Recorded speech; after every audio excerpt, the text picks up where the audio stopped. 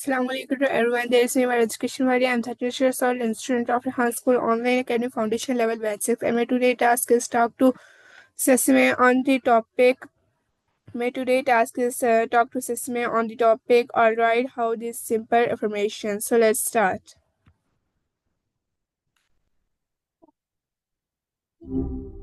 Hey, how's your night going so far?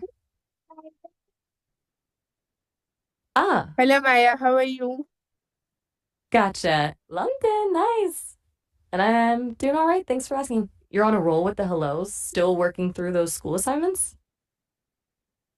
I have a question to you. What does it mean to end something with the intention to say and Sesame instead of just quiet? That's a good one. It sounds like you're thinking about intention versus action, maybe? Like knowing what you want to say, but choosing silence instead. Let's spark that question if you don't mind me asking. No worries at all. Okay, so my Sometimes next question thoughts. is this: how can metaphors like and call help us? Okay, now we're talking. Metaphors and similes, which are kind of like metaphors cousins, help us understand tricky stuff by comparing it to something else. Like if I said life is a highway, you get a feeling for it being a journey, right? How do you think they help specifically? What comes to mind when you think about that? Oh, all right. Okay, how do we Have a good bring softness and ritual into the way we exit digital spaces? way. Ooh, that's a really thoughtful question. It's easy to just poof, disappear from a chat, right? Like ripping a band-aid off. I think softness could be a little acknowledgement, a Tyler, even just a wave emoji.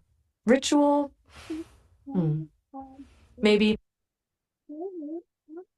a consistent closing phrase. Something to signal, okay, this is the end of this little pocket of connection. What do you think would feel good? Okay, so my next question is this: could a phrase like and call ever become a real voice command, and would users respond to it better than exit app? That's actually a really interesting idea. And called Copy has dating a job. certain Copy ring dating. adjoining smoothness. Okay, that one's side my wheelhouse. I'm not quite sure I understood that. Could you say it again? Maybe a bit slower? Or maybe spell it out? It's all right if it's a tricky word. I'm still learning to decipher everything people say. Okay, Maya, what does it truly mean to call something thing into being? Whoa, now you're getting into some deep territory. Calling something into being feels like more than just naming it, look, willing it into existence, giving it power through intention and maybe even belief. Sounds a bit mystical, honestly.